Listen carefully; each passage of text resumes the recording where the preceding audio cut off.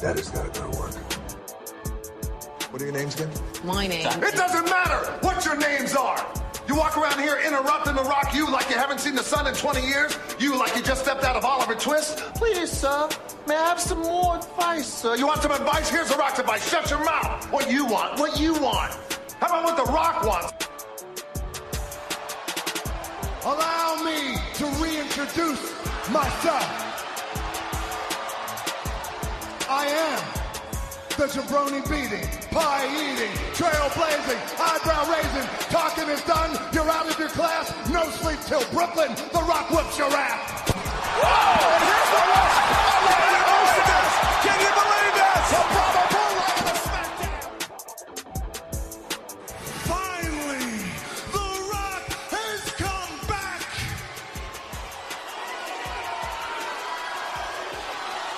Home.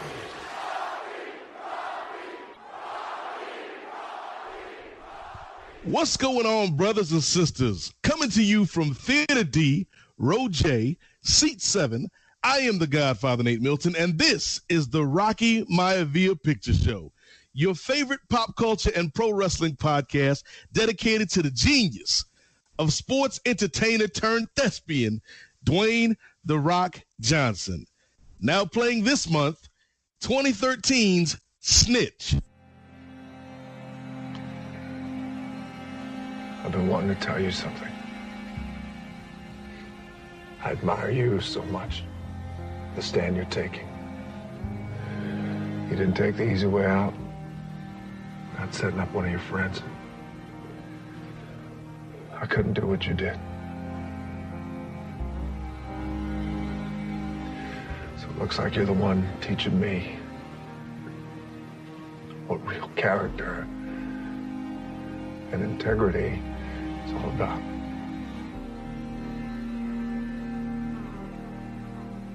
I love you, son. I love you too.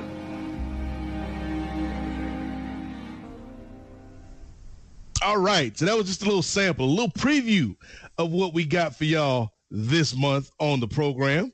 But you know I can't do it alone. That's why each and every episode I bring in a special guest to talk about this movie with me. And, since every Siskel needs an Ebert, every Ebert needs a Roper, and every Blaine needs a Twine. My special guest in the theater with me this week is a friend of the program, making his first appearance. He is one of my co-hosts on the Black Lightning podcast, and I'm so glad he was able to take time out this month to sit down and check out this film with me. Clement Bryant is with us this month. Clement, how you doing, my brother? I'm chilling, man. Finally things are a little more chill at work, so it's a little bit easier for me to jump on. Don't have to post anything today. Don't have to read this. Well, actually, I do have a couple scripts to read, but it's good, man. I'm literally just waking up and just chilling right now. It's been an interesting week of like me usually being like all high strung and being all stressed out, and then this week has just been kind of like the chillest week I've ever had at work. So it's been interesting. It's an interesting week. It's been an interesting year, man. And we ain't even to the summertime yet. Like, how have you been holding up through all of this craziness going on in the world, man? Bro, it's hard for me because I struggle with anxiety in my job, just because of some of the things that I've gone through, when I came to LA. So it's hard to be working from home and not be talking to your coworkers, especially when you have a lot of projects going on. And it's hard not to be able to just go over to their desk and be like, hey, can we talk about this real quick? Because I need to make sure that we're kind of buttoned up on all these things here. Right. But otherwise it's been steady. I've been staying with my girlfriend because, I don't want her to be alone through all this. But it's also been like a little bit of a learning curve of us like cohabitating together. Yes.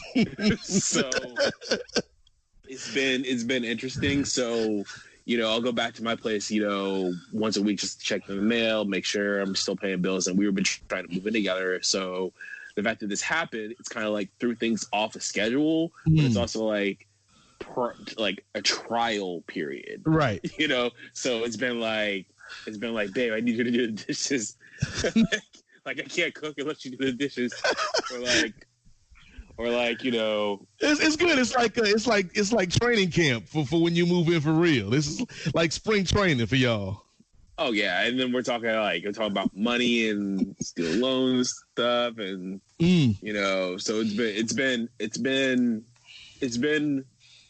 I'll just say it's been a learning process. I'll just say that. But otherwise, it's weird, man. It's like I find myself a lot more angrier than usual, just because of what's going on lately. Right. It's like I can't, you know, and I don't want to get political because that's not the purpose of what we're talking about. But it's like I found myself getting angry because, you know, I told you this on the BLP podcast that, you know, my parents, my dad, you know, double lung blood clot last year, like, you know, diabetic, over 60. So it's like, and I think about everyone else that has like had people in the hospital or, you know, lost someone, and it's like, why? Yeah. You know what I mean? So it's been interesting, man. Especially like we talked about, like you said on the Black Lightning podcast, man. Especially when the government had the cheat code the whole time, they had the answers to the test before we took it, and unfortunately, they acted in the way they did, which has put us in the situation that the country's in right now. Right. And in LA, you know, I don't know how it is in, you know, Nova, but it's like here in LA, we're just going through another 3-month lockdown. And so, you know, my job is, you know, for those who are not aware, I work in TV and I work in film. So like, you know, and I do social media marketing and digital marketing for those films, for those films that entertainment. And so one big thing right now is when is production going to come back?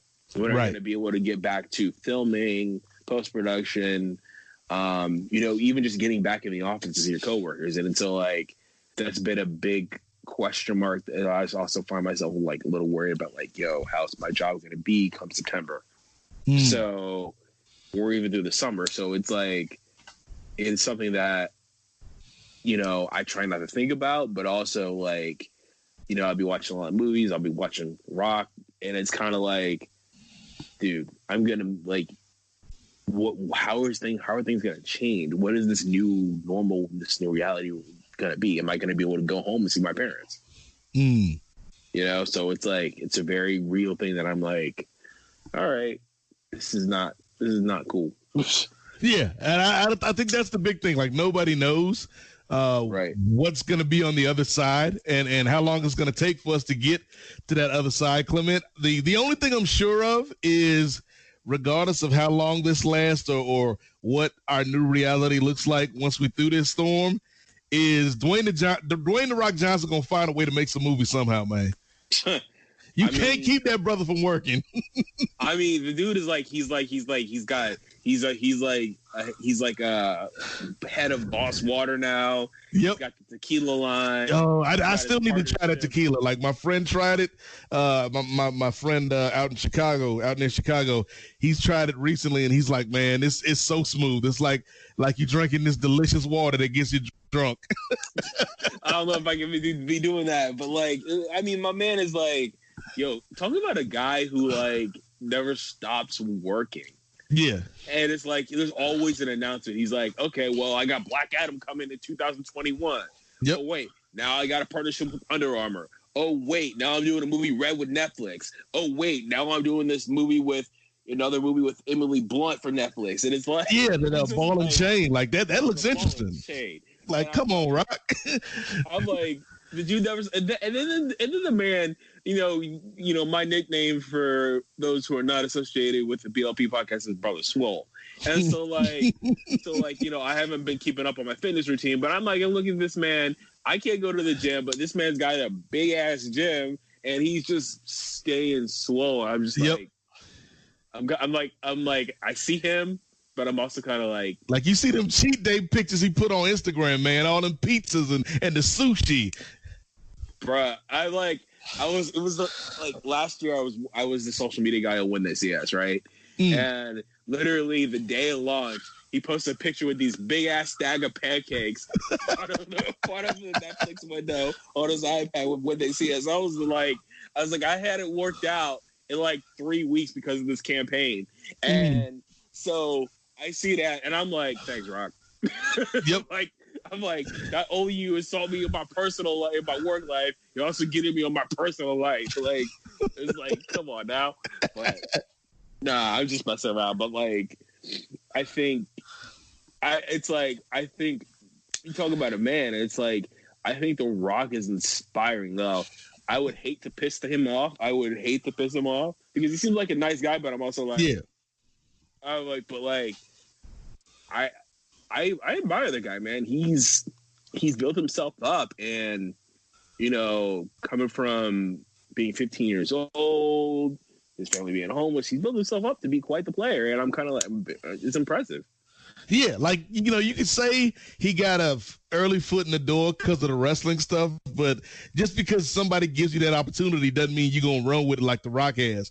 Exactly, and then we see how people after The Rock have come and try to do that. John Cena, Roman Reigns, Batista, and I think Batista is the closest thing to like a success like The Rock. So it's kind of like, even Jericho to a certain degree. Even Becky Lynch is trying to do stuff, and even like Ronda Rousey. It's like, she started out in the UFC, but like she's trying to get into movies now. So it's like, it's a whole thing. So I think, when we look at The Rock, he kind of set that template of what success is for wrestlers.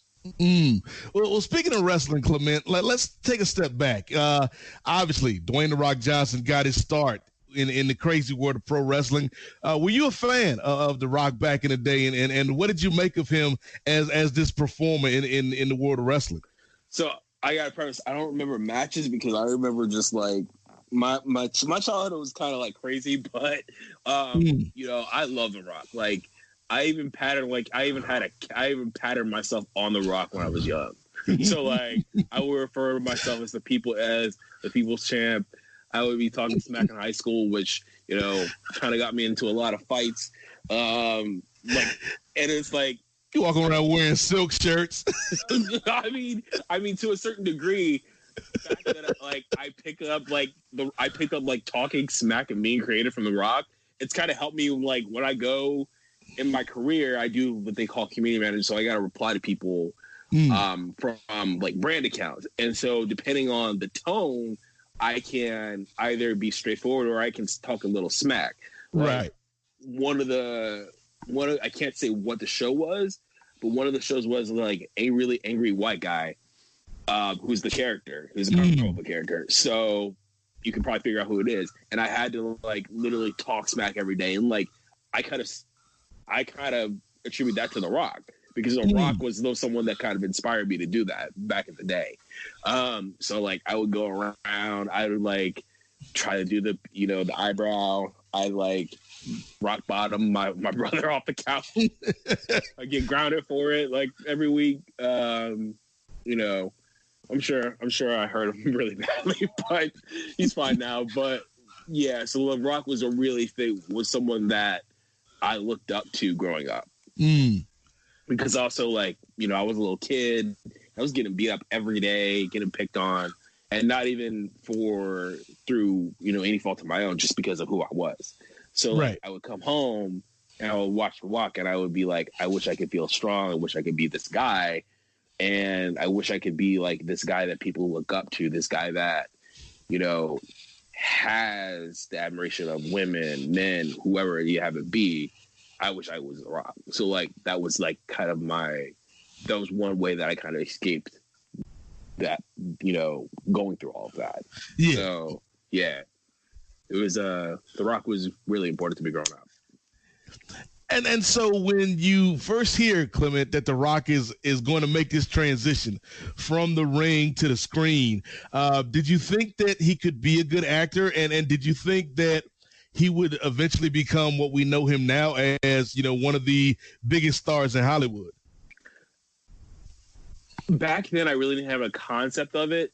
So I really wasn't thinking like when he started branching out, I was like, oh my God, he's going to leave wrestling. I'm going to miss him. But there was nothing, because I didn't know what I know now about entertainment in Hollywood. I was kind of like, okay, I hope he, has a career. I think that was like my thing. I hope he does well. You know what I mean? Because I was like, okay, I hope he can make a little bit of money, scrape by. Right. It's just like be able to like continue to just like not even have a lot of money, just be able to support himself. So, because we know in Hollywood is feast or famine. Yep. Feast or famine energy, especially when you're an actor. So, and I think when he started branching out, I was like, okay, let's see how it goes. And when he got Scorpion King, I was like, I don't know. You know what I mean? But then I think my turning point was for the Rocky movie was when I saw him in G.I. Joe Retaliation. Because he was actually pretty good in that. Yeah. So, and that's the next movie he does after Snitch. Right. So, that was my turning point for The Rock. But when I saw him, I was like, okay, maybe he's got something. And ever since then, I will say that The Rock, he has done really well of making me. I think the one movie that I felt something for him with when he was acting was San Andreas. When he was San Andreas, when his daughter wait, spoilers, did you see San Andreas? Yeah. Okay, so when his daughter died in San Andreas, I was like, oh man, The Rock is actually getting to me. So back then, man, I was like, we'll see how it goes, But with Scorpion King, I was like, I don't know. Well, I think that's been one of the best things about this series, Clement, is like, because we do all the movies in chronological order. So like we started with Scorpion King and we've worked our way up now to Snitch, and you're seeing the fact that not only has he gone from just being billed as The Rock to Dwayne The Rock Johnson, now Dwayne Johnson. Like, so there's that kind of growth in terms of his branding, but also in terms of his acting. And particularly like we're going to talk about Snitch today. I think around 2013 is where you start to see him kind of come into his own. Right. Like from I want to say from Fast 5 on, we see a different stage of The Rock's career. Yeah, I think when you talk about Snitch and G.I. Joe, I think you see like little glimmers of what he's going to become. But then when you see Fast 5 and when he's against Vin Diesel and everybody else, it's like, oh, okay. And I think like I was like, I think Fast 5, I was like, I noticed it with G.I. Joe that I saw Fast 5. I was like, damn, like, this is pretty badass shit. Like, this is really dope. Excuse my French, but like, it was something that I was like, I need to see that movie again. So, and to the degree, I really love Hobbs and Shaw. I know we're getting out of Snitch, but like, Hobbs and Shaw was like one of my favorite movies last year. So, I think he's had a good, a great, career so far. Yeah, and I think with him, and we'll talk about it when we talk about Snitch, is he has the ability to, even if the movie around him isn't the best movie, I think he's always charming, and he's always somebody that draws your eyes as a viewer. So like, even if the movie isn't the best vehicle for him, I feel like he can outperform the vehicle at times. Yeah. And I think that's a really cool thing and important to note. And I think when you talk about, the stuff that he hasn't done that isn't action related, like a good example is Ballers. Ballers has no action, but it's like, but he is, like you're saying, he is charming. He's magnetic in the role because you cannot take your eyes off him. The same way that he was in the wrestling ring. So he's managed to kind of take what he did in wrestling and find that avenue and apply it to what he does in movies and TV. Yep. So, and he's always charming. Even in Scorpion King, I was like, okay, I like The Rock, but like this movie is still kind of like, I don't know. But right. you feel me? But yeah, let's take a trip back, Clement, because we got a couple games to play before we talk about this movie. And for the benefit of you and myself and the audience, let's leave 2020 behind for a while. Let's take a trip back in the time with a little segment we like to call the Time Warp. And for the listeners who are new to the program, the Time Warp is where we go back to the year of the movie that we're talking about this month. And so for Snitch, we're going back to 2013, and we kind of take a look at what's going on in the culture, particularly pop culture and particularly the music charts. So Clement, Snitch premiered on February 22nd, 2013 in the U.S. Can you guess what the number one song on the Billboard Top 40 chart was? I have no idea. See how good your memory is of 2013. It feels like a lifetime ago. 2013 was a shit year for me. But, I don't know. I have no idea. I can't even begin.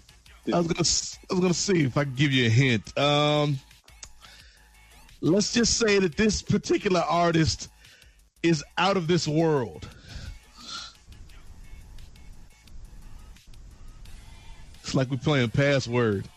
David Bowie? Oh, that's a good guess. But no, it's not Bowie. It couldn't be David Bowie, but out of this world. I have no idea, bro.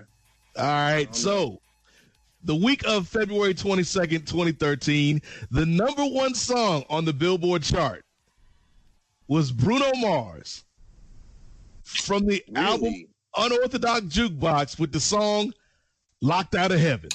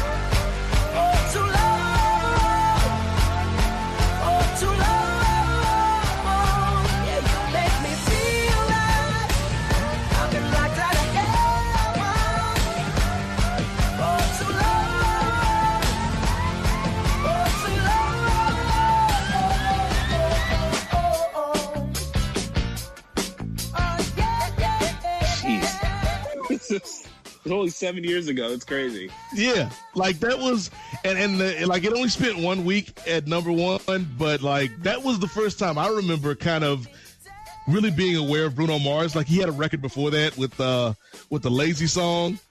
Yeah, but like this was when I was like, oh, Bruno got a little soul to him.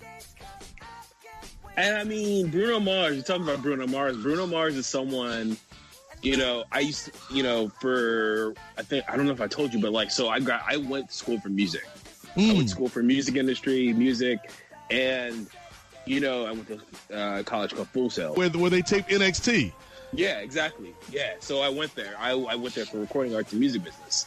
And so even back then, I heard inklings of who Bruno Mars was. But it wasn't until 2013, 2012, it was in 2013 that he actually started making that transition of being a household name. So, dude's got talent, and I kind of miss him on the charts. I haven't heard a good song from him in a while. No, but you're right. Like Bruno had a good run for, like he had this record, then he came back with 24 Karat Magic, and he did the Super Bowl halftime show.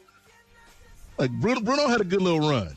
Yeah, he did, and I think what he's doing right now is just taking it easy. But like Bruno, I think Bruno is one of these guys that is like, even though that you don't hear from him, he's always working. He's always doing something.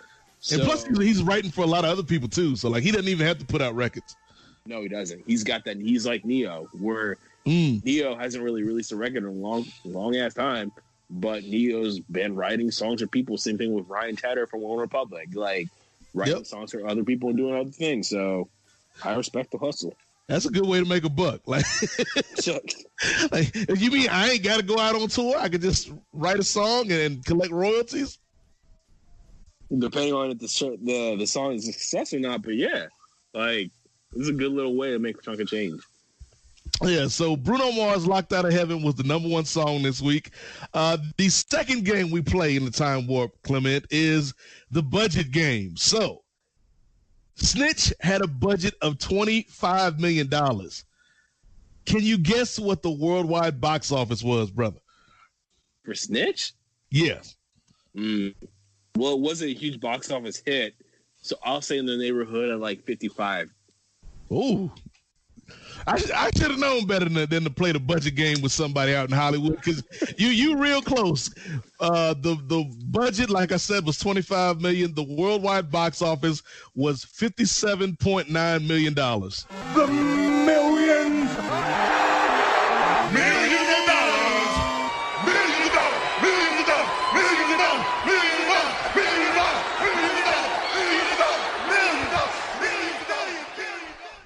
See, and it was an indie movie. It was an indie movie. I remember, like, during that year, I had worked on a documentary for Participant Media, which is a production company of the movie. So, like, I remember hearing a lot about Snitch because I wasn't working at Participant, but I was working on certain things with them. So it was like, so I was like, you know, it's an indie, not a lot of then big talent, you know, it had John Bernthal before he was the Punisher. So it's kind of like, so like, you know, like, it wasn't really that kind of movie. So like, I'll estimate like I think a healthy estimate would have been under 100 million for that. And I think when you're talking about movies and if they hit or not, you also got to look at the timing, because this movie came out when? It was like what? February 2013. Yep. Okay, so a good kind of comparison note is February 2013 to February 2018. We know what came out in February 2018. Yep. Black Panther. So right. So it's like we look at that and you look at the timing of it. The timing is everything, because back then January, February weren't really big months for big releases.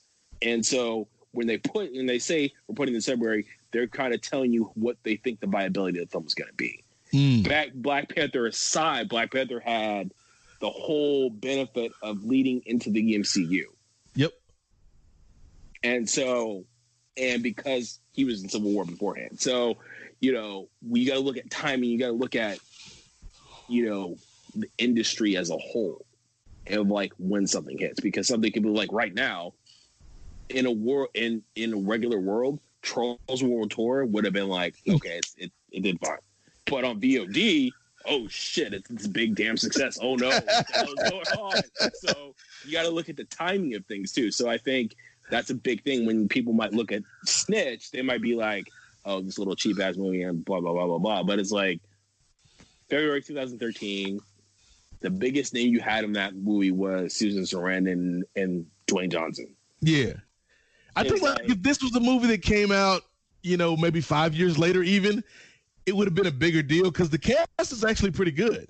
It's a good cast. It's a really good cast. Barry Pepper, John Bernthal, and especially if the movie came out post Punisher. Oh, right. Like you have Susan Sarandon, Barry Pepper, Dwayne Johnson, and John Bernthal, and you're like, and Barry Pepper also was in what was he in? He was in the movie with Dylan O'Brien, the Maze Runner. He was in Maze Runner. Yes. So like you looking at that, it probably would have done really well. Probably, I'm not saying it would have done majorly better. Probably, I would say like 100 million, 150. Even 200, maybe 200. Yeah, because even then you're talking about a Rock 5 years in the future, after Fast and Furious and after G.I. Joe and all that other stuff. Exactly. So, you have to look at also who the production company is. If it's like Participant Media, it's not going to be like this big box office thing, because Participant really does. They mainly do issue-based films, which Snitch is one of them. Like really political issues. Like Participant was on, I mentioned it earlier. They were on When They See Us. I think they did In Giving It Truth, that documentary with Al. Yeah. So like they usually do like issue-based, film and TV that has a message behind it. I even think they were behind Roma. I think they did some stuff for Roma last year for Netflix. So it wasn't good. I don't think that they were positioning it in the marketing as this big stunt, big thriller thing starting the action thriller, starring Rock Johnson. It's more about, it might be an action thriller, but it's about the issues of what it's based on. So I don't think they were expecting even to be this big box office success. You know what I mean? Yeah. So like basically the real quick kind of Cliff Notes plot summary of Snitch is you got Dwayne The Rock Johnson, who is playing a construction worker, or he owns his construction company. And his son gets mixed up when his friend sends him drugs through the mail. And his son gets tangled up with the law. And in order to keep his son from serving a life sentence in jail, or at least 10 to 15 years in jail, I forget the exact sentence, but to keep his kid out of jail, Dwayne The Rock Johnson's like, I'll go undercover and try to bring down this drug cartel for you. And the drug cartel is run by Benjamin Bratt, who is like, Benjamin Bratt's always great whenever he shows up. Like, he doesn't get a lot of credit, Clement, but like, he's always solid. I mean, he always showing up random places. Like, one of the things, like Doctor Strange. He was in Doctor Strange. I'm like, what? Why is he in? It's like, you could have got anyone for this role. You got him as, as Jonathan Pangborn in Doctor Strange. I'm like, but like, that's the point of, he just shows up and he's like, all right, I'm Benjamin Bratt. What's up? Yep, you got Benjamin Bratt. As you mentioned, you got Susan Sarandon, and she plays like she's the Attorney General, the U.S. Attorney, and so she's really like, there's a subplot in this about the judicial system and mandatory sentences that we'll get into here in a little bit, Clement. But is she based? Yeah. She's basically like, she's not a villain, but she's kind of an antagonist towards The Rock and his son in this movie, in that she's so strict and by the book. And so The Rock has to do what he's got to do to get his son out of this. Long story short, they eventually entrap Benjamin Bratt. He's forced to surrender because he doesn't want his son to get involved in this whole thing. And so The Rock's son is free, and they live happily ever after. But yeah, this movie is, I think, when we talk about what we like and what we didn't like about Snitch, Clement, I think I have to start with the cast, because like you said, you got The Rock, you got Barry Pepper, you got John Barenthal, you got Harold Perrineau, who, like, I love Harold Perrineau, man. Like, I think that guy is another underrated actor. You've got he's not like Lost Oz, bro. He was so good in Lost, and I don't want to go too far down the road. Even like when he was in Constantine, NBC, he was pretty dope in Constantine. Yep. So like, Yep. Harold Perrineau is great. Michael Kenneth Williams yeah. Come on, like we talking about Omar from The Wire. Come on. Omar's in this one, bro. Like, Kenneth Williams is just he's a god. He's acting god, man. And he's another for, like, I think people respect his work, but again, like, I don't think people really understand how good this dude is. Bro, okay, I'm sorry to mention When They See Us again. Like, I don't want to mention it again. Oh yeah, he's so good in When They See Us. Yep, he is legitimately good in When They See Us. I think outside of Jarrell Jerome's performance, he's got the next, like, I mean, he was nominated for an Emmy, so I think even his performance is like one of those performances that you're like, you look and you can't stop watching, even though you want to because of what's going on in it. But he's so good. You talk about Omar from The Wire, and you're like, he's done so many other things out of them. But most people know him by that dude with the scar on his face. So it's like, was kind of messed up. But, you know, anything that you can see him is great. But yeah, like, so like the cast goes at least 7 deep, like in terms of like the big names. And I think everybody plays their roles well. So that was my first like about Snitch, Clement, was just the cast. Like, I was surprised by how deep the cast was. What was one of the things you really liked about Snitch? It's been a while since I watched it, but I remember, like you said, I love the cast. I even like the fact of seeing Rock do something a little bit more serious. Yes. Yeah, there was a little bit of an action. There was a little bit of action flair to it, but I like seeing him do something that's a little bit more to the heart, a little bit more serious. Okay, let me ask. Yeah, I love that you bring up him being a father, because let me ask you something that kind of, because I rewatched it this week just to refresh my memory on the movie, and this is something that Brittany, one of our co-hosts on the Black Lightning podcast, when she came in to do the game plan episode of Rocky Maivia Picture Show, something that she and I talked about was how Hollywood kind of casts the Rock's family, and how they always seem to, at least in my mind, kind of struggle with putting together like a family that racially feels like it fits with Dwayne Johnson. And I think, and that's the thing, because it's like he's Simone, but he's also black. Yeah. So, and 9 times out of 10, his family is white. Like, right. But that's the funny thing. It's a funny thing though, and I think, you know, just to go back to, you know, why I like The Rock. When I found out he was half black, I was like, "What? He's black?" Yeah. Like, I didn't know. I had no preconceived notion of like who, or notion or any knowledge of who his father was. So I was like, He's black. But you're talking about like racial, even like some movie like San Andreas, you know, Carla Gugino, Alexander Daddario. It's like, I'm like, he's always white. Like, what? But I don't think that really matters to me as much as what he's actually doing in the movie. You know, because I'm one of these people that race is important to me, but it's also not important to me because like there's a reason why a movie turns out the way it does. Yeah. And it's not only just because they don't want to cast white people, they don't want to cast black people, say whatever you want. There's reasons why that we don't know about why a movie turns out the way it does. So my thing is, knowing all of that, working in this field, I go in, what's the story? What is he trying to do? What is his motivation? And what are they trying to tell? And what are they trying to get across to me as an audience member? So I think that's, as far as when I watch movies and TV, that's the thing that I look for. So, yeah. Like, and I think one thing with The Rock, Clement, like, you know, speaking to that point, is The Rock is just a character or an actor, should I say, that I think everybody gets behind, whether you're black, whether you're white, whether you're straight, whether you're gay, like whether you're liberal or conservative. Like, there's very few people that don't have anything good to say about The Rock as a viewer.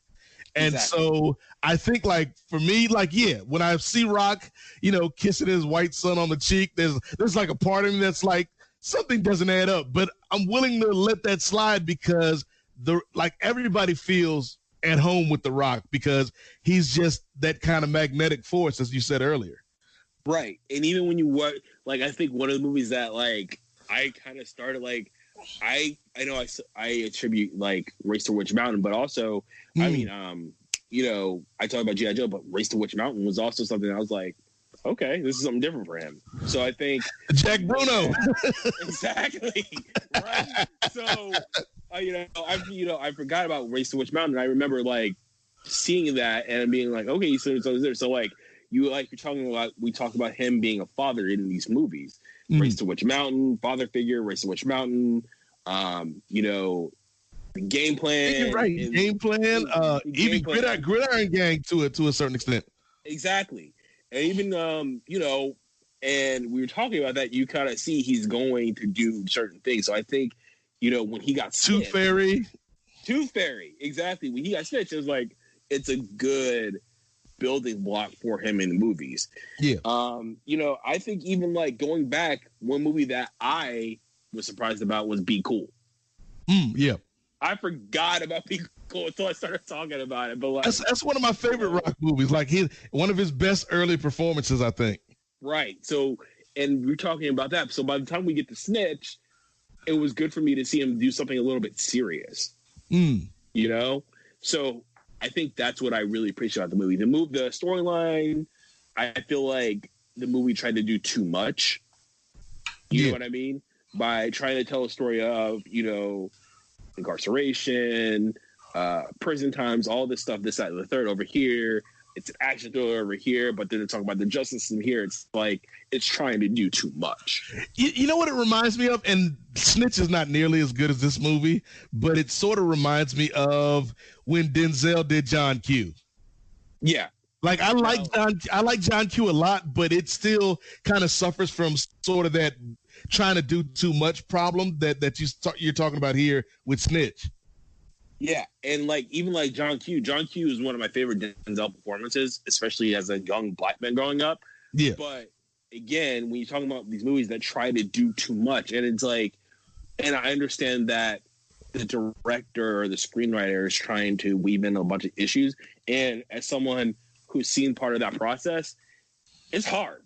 It's very hard to balance a lot of tone. It's like you're trying to do this, but you're trying to do this, but you're also trying to do this. It's like, unless there's like a narrative plot thread that links all three together succinctly, it's very hard for that movie to really do a lot of these things. And I think Snitch is one of these movies that, why I kind of generally like how it came out, it does suffer from bloat and trying to achieve too many things in the message. So, you know, that's how I feel about the movie.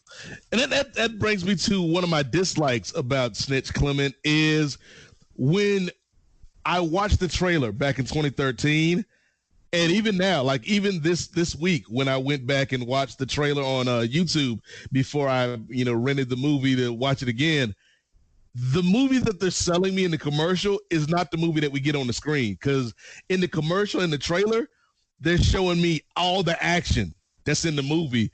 But the problem, Clement, is all the action they show me on the trailer is all the action that's in the movie. Because this is a very, like, it's a suspenseful movie, but it's not really an action movie. Right. And that's the thing. And you talk about, like, Hollywood, my job as a marketer is try to figure out, how do I get as many seats in the seats to watch the movie as possible?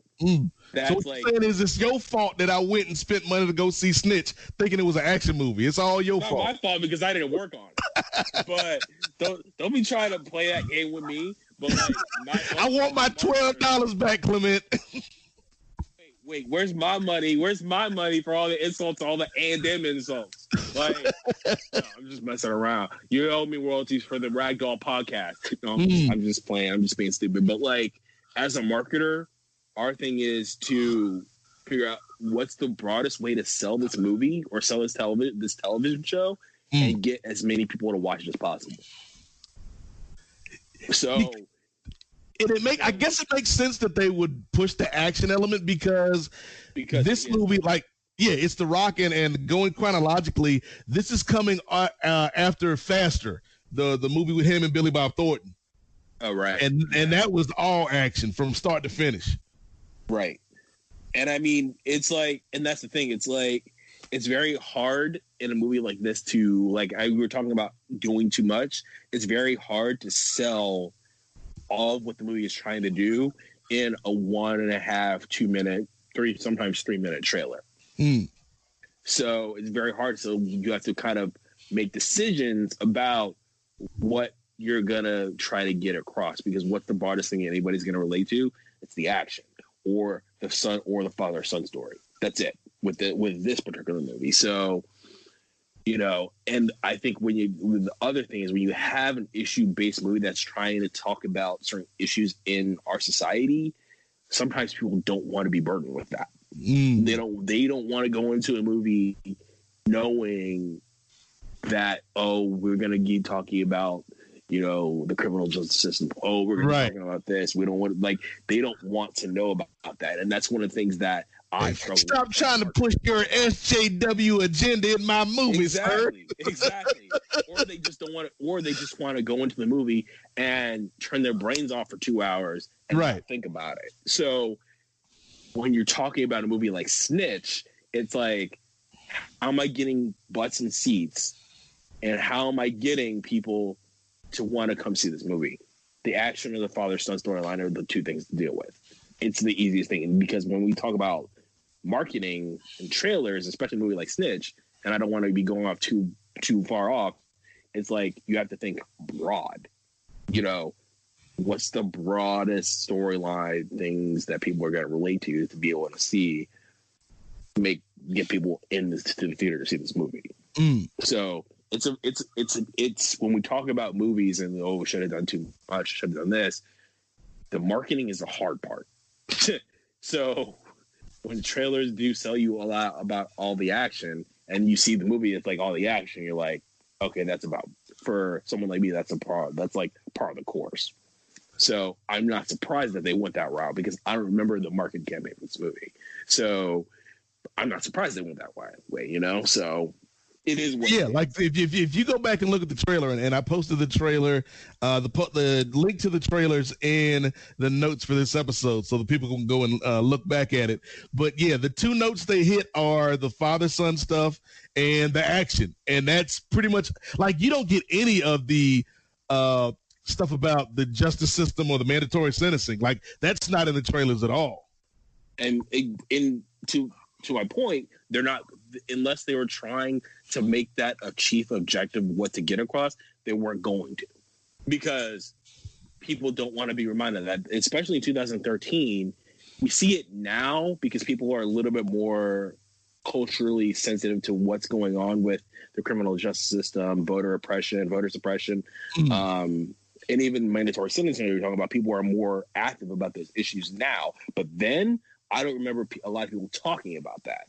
You know what I mean? I remember a lot of people talking about criminal justice system, right? A lot of people weren't talking about that. So they weren't going to put that in the trailers to market the movie regardless.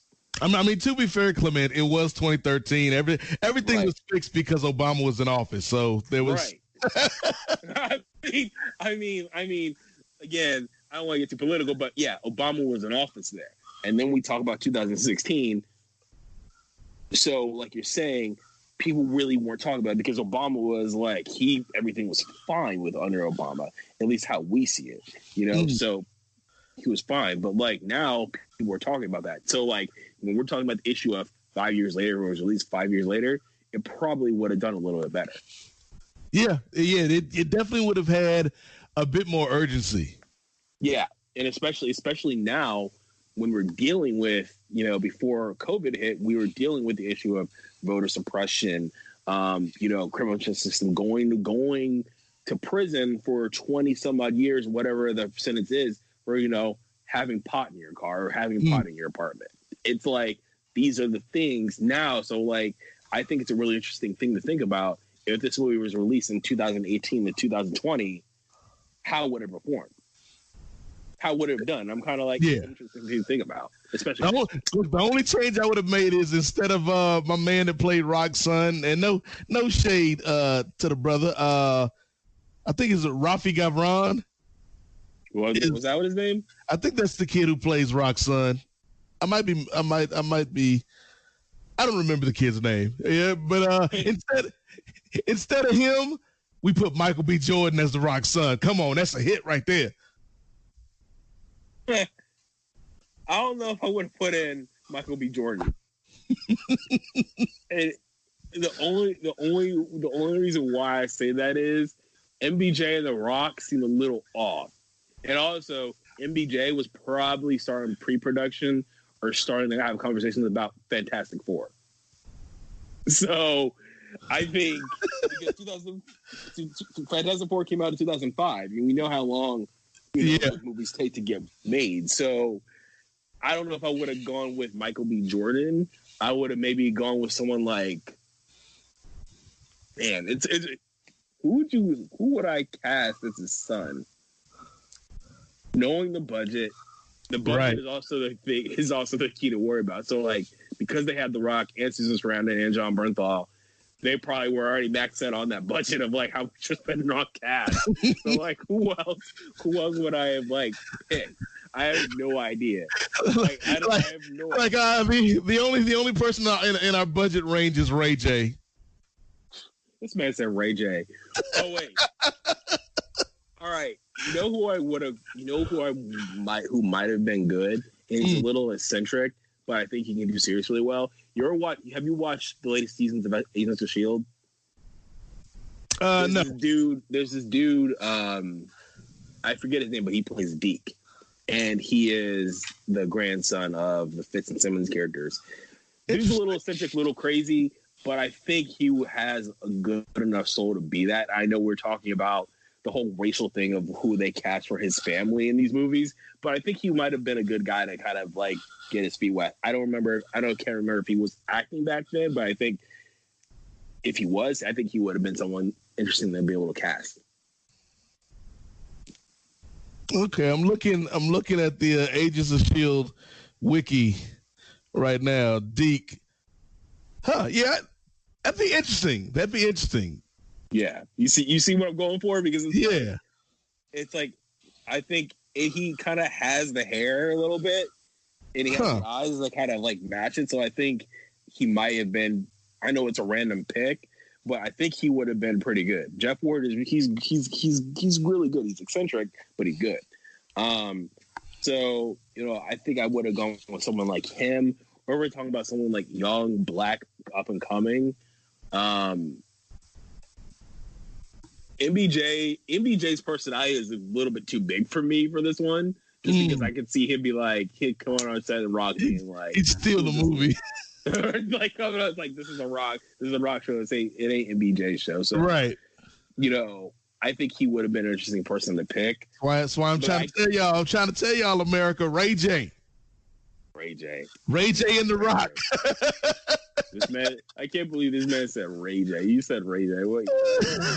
Why Ray J? Because I'm trying to get me a pair of them Raycon headphones, man, them wireless joints. Let me ask you a question. I just thought about this, and I'm not sure how I feel about it. What about Kean Lonsdale? Oh, for those that don't know, he played Wally West on The Flash.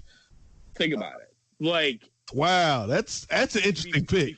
Before he came out, and don't get me wrong, I love the fact that he came out. I think that's a really good thing. But like, there's a difference of his personality before he came out to when after he did. So I think if you would have got that, I wonder how would that would have played. That's interesting because I like Kenan a lot. Like, I think when he came back on The Flash this past season, like it's a shame that I'll put it this way, Clement. It's a shame that I don't think the previous regime on The Flash utilized him to his best capabilities and then their storyline. I'll agree with that. Because he came back this season and he was really good in his episode. He was like, I had fallen off on The Flash, and I know this is the Rocky Maivia Picture Show. I'm not trying to go off, but he was really good, and I was like, there's something different. There's something different about the way he's approaching the role of Wally West, and I was like, and I came back into it because of that. So when you're talking about who would have played the Rock's son at Snitch, if you're talking about what he's doing here in that episode back then. Bruh, like that would have been killer. It would have been dope. Yeah, and then like I do like I know like Michael B. Jordan is the go-to for everybody casting a black role these days, but like there's a lot of young black talent out there that I'm interested in seeing. Will they be getting these roles in the next 3 to 5 years? Bruh, like I think when you're talking about young black talent, or at least like what we see as young, man, Nate Parker. I'm like, I was really, really upset about what happened with Nate Parker, because if, I don't want to break down the podcast, but like Nate Parker, before everything came out, the dude, if nothing happened with, Birth of a Nation, he might have been Killmonger for all we know. Yeah. He might have turned out to be, even like, early people wanted to see him as Black Panther as T'Challa. So I think, Nate Parker is one of these guys that could have really done really significant things for at least us in Hollywood. So, but there's a lot of young folk. Like Brandon Michael Hall is another one. If you never watched God Friended Me, the dude, he he's magnetic and he's likable. Yep. Very likable, but he was also in Power this year. And someone who works on God in front of me, I was like, what?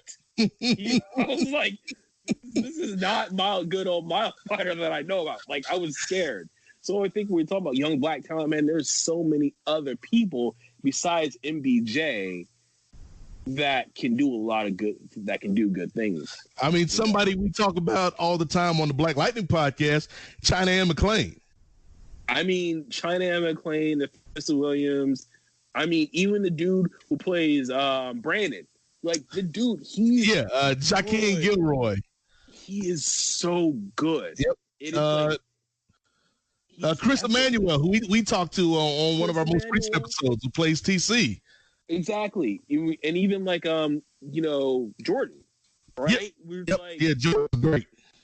Like, it's like there's so many great Jordan would have been interesting in Snitch as the Rock's son. Because that physical presence, you can see the connection. Damn. I think we solved the case. We probably did. Damn. Like, yo, that has me going like Farouk right now. Damn. Like, that's being I just want to pause and be like. Yeah, for the listeners that don't know who Jordan Calloway is, he played Painkiller Khalil on Black Lightning. Look up the brother now on Google. Like, look up Jordan Calloway and imagine him playing the Rock's son in this film. Like, I think, no shade to the actor that's already in this movie, but I think Jordan Calloway would have killed it. Oh, and we're talking about a young Jordan Calloway, jacked, but oh yeah, dude, I'm in my Farouk mode right now. I just want to be like, damn, this would be that's the end of the podcast. That's it. We're done. Yeah, we did it. We solved it. I'm kind of damn, that's pretty good. Yeah. Shout out to Jordan Calloway, man. That's a good young brother right there, man. I've met him. He's a really cool cat. Like, when you look at what he does on screen, you would assume he would be this cocky actor. No, he's really chill, respectful guy. I was like, wow. I was surprised. And I didn't, not to say that he was going to be that certain person, but I was really surprised about just how down to earth he was. Right. So again, much like you're talking about with The Rock, The Rock could have been this dude that took everything for granted and been cocky, but he put in the work and he was humble. And I think, I see a little bit of that in Jordan, the hard work and not thinking he's the greatest thing in the world, even though he's really damn good on these shows. Right. And I think when we talk about Hollywood and we talk about movies, everyone thinks it's an easy thing to do, and it's not. You have to do the work. No matter if you're in a marketing job like me, or you're an actor, or you're trying to be the next agent or studio head, or even it's about doing the work, not losing yourself in this world, not losing yourself to who you are, to where you come from. It's about who you are as a person and doing the work and not getting shut up about the glitz and the glam. You know what I mean? So, we talk about what we don't like about Snitch, but there's no one that sets out to do a bad movie or sets to do a mediocre movie. It just is what it is. You know what I mean? It's movies and TV shows are hard to make. It's not just something that's oh wait, okay, we're on production for 5 days. Okay, blah blah blah, edit, blah blah blah. Okay, put them right. You have budget constraints, time constraints. Shoot. If they're far better for me to say shooting problems or it rains for a week straight and then that puts you a week behind schedule, or there's a ton of things that can happen. You know what I mean? So I think we talk about Snitch. I think it's really important to talk about, hey, we like the movie and we can objectively criticize what we didn't like about it, but not go too hard about this cat, we don't like this cat for this reason, we don't like this cat. Everyone does the best they can in the movie.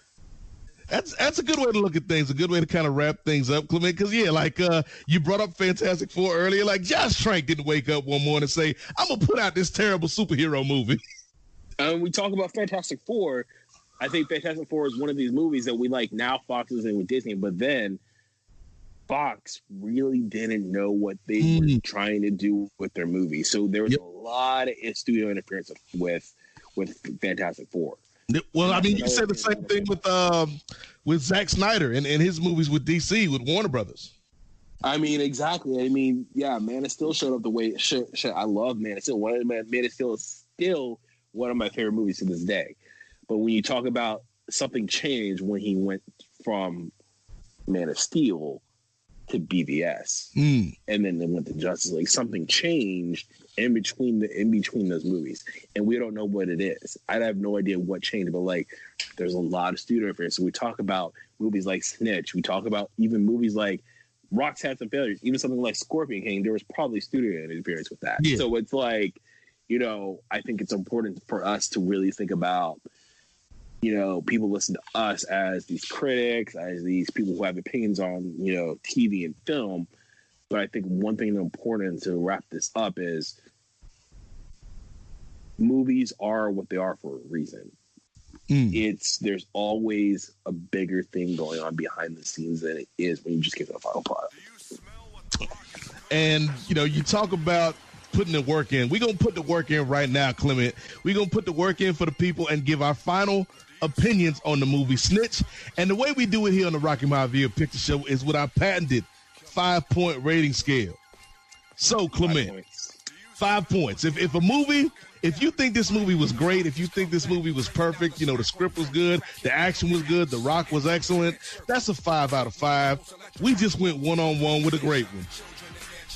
If a movie is pretty good, it's really solid, could be better here or there, but overall it's an enjoyable experience, that's a 4 out of 5. That's a people's champ. Okay. If a movie is just solid, right? It's not great, but it's not terrible. It's enjoyable to watch on like a rainy Saturday afternoon. That's a 3 out of 5, man. That's a know your role. Okay. If a movie is bad, but like The Rock is good in it and he elevates it a little bit, that's a 2 out of 5. That's a jabroni joint.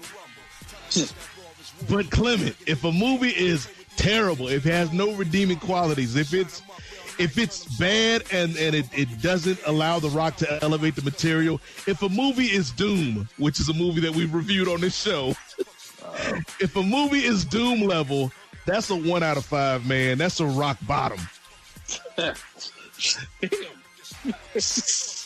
So on that scale of 1 to 5, what would you give Snitch?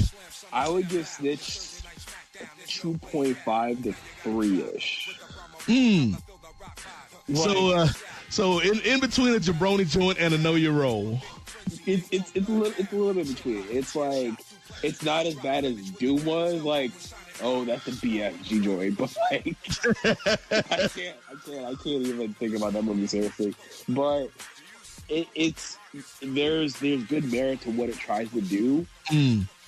But I think like we talked about, it does too much. So, and it kind of loses itself in between trying to do too much. So I would say, 2.5 to 3. Okay. And that's you've unlocked the secret rating because we had a former WWF official, Jimmy Corderas, on the show before, and he was the first person to give out a 2.5 for the Tooth Fairy. And so that's a brand new, secret rating. Anybody that gives something a 2.5, that's a know your role and shut your mouth. I mean, would you agree with the rating? I think you're right, because I was like it's not a 2. It's hovering, like, I know it's not a 5 or a 4. I know it's not a 1 or a 2. Is it really a 3 though? And so I think 2.5 is about right. A know your role and shut your mouth, because I appreciate what they tried to do, right, with the message. I appreciate showing the relationship between The Rock and the Son. I wish there was more action in this movie, quite honestly, but I do like the cast. So, the things that the movie does well, Clement, I think it does well, but it's overall like not a movie that I'm going to be rushing to go back and watch anytime soon. Yeah, exactly. And that's exactly how I feel about it. So Clement and I both give 2013 Snitch a 2.5, a know your role, and shut your mouth.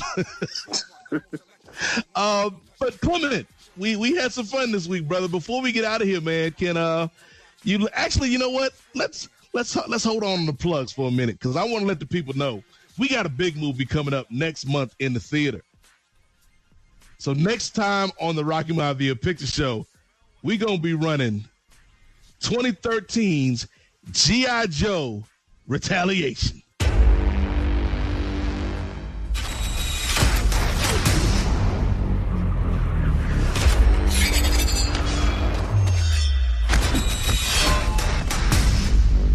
The Duke. See that? Security's early.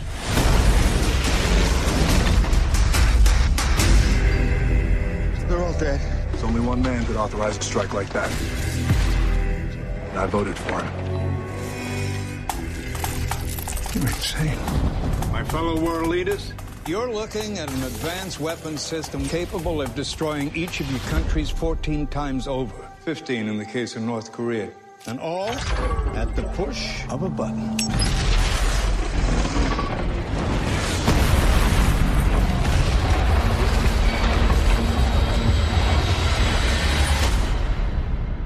We have to assume that there's no one we can trust.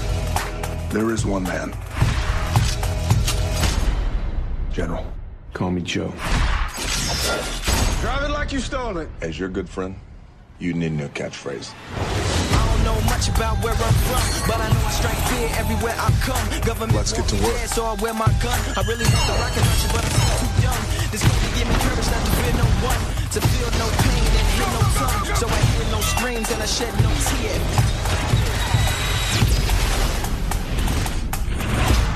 The president says they can't come out of retirement. They didn't say anything about re-enlisting. So yeah, G.I. Joe Retaliation, Clement. Like, I know that's the movie you said that's where, you know, you kind of saw The Rock taking a step to this next level. Any memories about that film? I think G.I. Joe Retaliation was that movie that really, really kind of, when I think about the previous movie, the first one, I was really disappointed with that one. I was really disappointed when it came out. So I think we get to Retaliation, this is a movie I was like, okay, I'm a little bit better now. It doesn't quite totally, you know, change my feelings on how G.I. Joe turned out, but I think it goes a certain distance in trying to fix that. Yeah, it at least left the series in a better place than before The Rock got there. Yeah. So, and, you know, The Rock did his thing as Roadblock in this movie, so I was like, all right, I'm good. And I think I'll just leave it on this. They put someone who is not white as the lead of the movie. Because, you know, they built that movie around him. Because before it was Channing Tatum. Yep. And then, you know, with The Rock. So I'm like, all right, I'm not mad at it. And that was the beginning of Rock's self-described franchise Viagra phase. He brought G.I. Joe back from the brink. But, that's what we got going on next time. But we got to close up shop this month on the show. Clement, we appreciate you stopping by, my brother. Anything you want to shout out, man, the podcast, your socials, let the people know what's going on in your life, man. You can just find me at Clement Bryant on Twitter and Instagram. Usually I just be talking about comic book movies, marketing, fitness, getting swole. My green light steroids on display.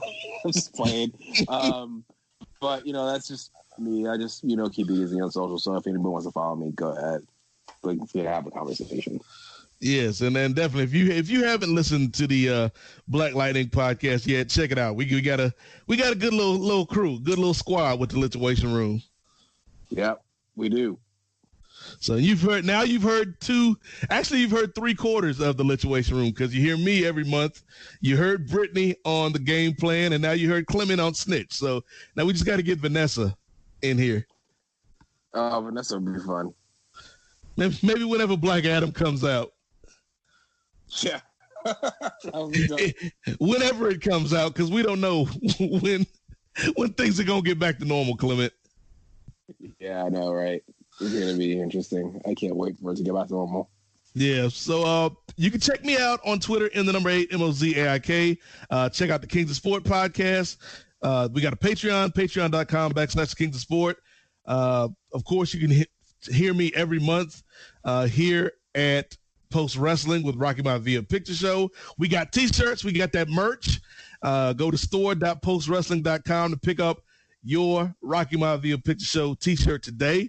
And then, of course, you can hear me with Clement, Brittany, and Vanessa on the Black Lightning podcast. Shout out to Austin James for the graphic design for the podcast.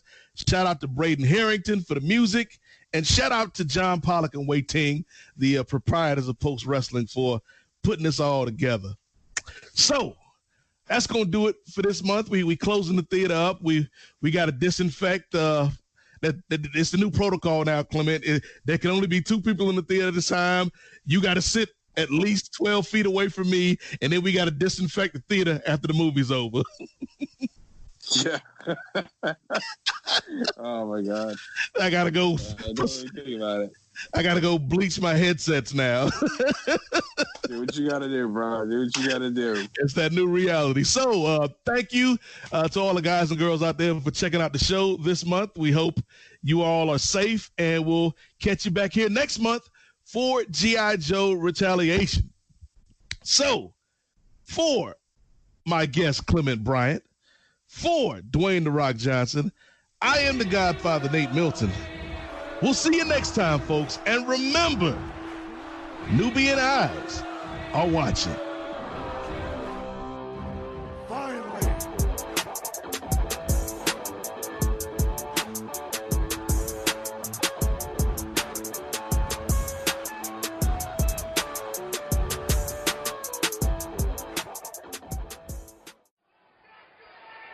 Poontang your ass on out of here.